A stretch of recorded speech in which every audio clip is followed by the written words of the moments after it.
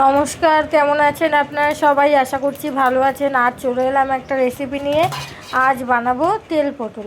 তার জন্য এখানে কড়াইতে তেল দিয়ে পটলগুলো অর্ধেক অর্ধেক করে খোসা রেখে কেটে মাঝখান দিয়ে এমাথা ওমাথা চিড়ে নিয়েছি। দেখছি লবণ দিয়ে এবার পটলটাকে ভালো করে ভেজে নেব, ঢাকা দিয়ে দিয়ে ভাজবো। আর এখানে নিয়েছি সর্ষে, পোস্ত, কাঁচা লঙ্কা আর একটু চাল মগজ, এটাকে বেটে নেব। আর পটলগুলো ভাজা হয়ে গেছে, এটাকে তুলে রেখেছি। আর এবার ওই তেলের ওপর দেবো ফোড়ন দিয়ে এবার এই মশলাটাকে দিয়ে দেবো। তার মধ্যে দিচ্ছি লবণ। আর যেহেতু কড়াইয়ের তেলের মধ্যে লবণ আছে অল্প, কারণ পটল ভাজার যে লবণ ছিল ওপর থেকে ছড়িয়েছিলাম, তাই একটু হলুদ দিয়ে জল দিয়ে এই মশলাটাকে গুলে নিচ্ছি, যেটাকে কি বেটে রেখেছিলাম। তেলের ওপর দিয়ে এটাকে ভালো করে কষিয়ে নেবো। যতক্ষণ না তেল ছাড়ছে ততক্ষণ অনবরত নেড়ে নেড়ে কষাবো, নাহলে নিচে লেগে যেতে পারে।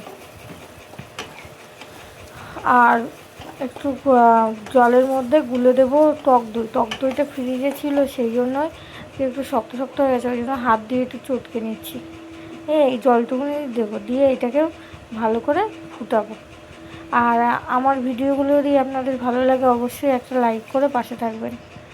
আর দিয়ে দিলাম, দিয়ে এবার এটাকে ফুটাবো। আর একটু জল দেবো, দিলাম একটু চিনি, দিয়ে এবার ঢাকা দিয়ে ফুটিয়ে নিয়েছি খানিকক্ষণ। এবার পটলটাকে দিয়ে ফুটতে দেবো যতক্ষণ না গাঢ় হয়ে আসছে।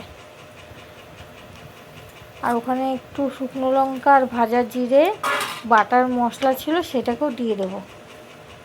এইভাবে করে গরম ভাতে খেতে না দুর্দান্ত লাগে, আমরা সবাই খুব ভালো খেয়েছি। এইভাবে অবশ্যই আপনারা করে দেখবেন। একঘেয়ে আলু পটলের তরকারি বা পটল ভাজার থেকে এইভাবে করে খাওয়াটাও বেস্ট। ফুটতে দিচ্ছি। আর কে কোথার থেকে দেখছেন আমার ভিডিওটা অবশ্যই জানাবেন। হয়ে এসছে প্রায়, এবার এটাকে একটু শুকিয়ে নামিয়ে নেব। আবার দেখা হবে একটা নতুন ভিডিওর সাথে। ততক্ষণ আপনারা ভালো থাকবেন, সুস্থ থাকবেন। আর কেমন হলো অবশ্যই কিন্তু জানাবেন। কমপ্লিট আমার তেল পটল বা দই পটল যাই বলুন না কেন রেডি। কেমন হলো জানাবেন।